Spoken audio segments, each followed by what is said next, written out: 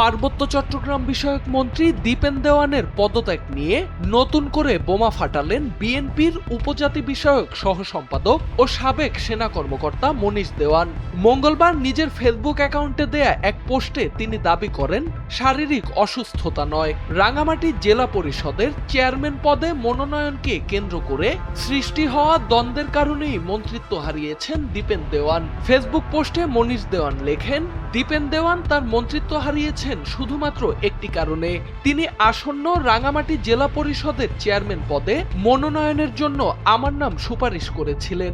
অন্যদিকে প্রতিমন্ত্রী মীর হেলাল ওই পদে রাঙামাটি জেলা বিএনপির সভাপতি দীপেন তালুকদারকে দেখতে চেয়েছিলেন।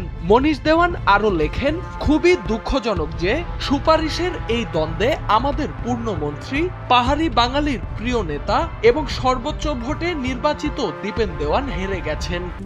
RICL TMX, যুগের পর যুগ স্থাপনা থাকে মজবুত। তার দাবি, দীপেন দেওয়ানকে তার ইচ্ছার বিরুদ্ধেই পদত্যাগপত্র দিতে বাধ্য করা হয়েছে। উল্লেখ্য, গেল সোমবার শারীরিক অসুস্থতার কারণ দেখিয়ে প্রধানমন্ত্রী বরাবর পদত্যাগপত্র জমা দেন পার্বত্য চট্টগ্রাম বিষয়ক মন্ত্রী দীপেন দেওয়ান।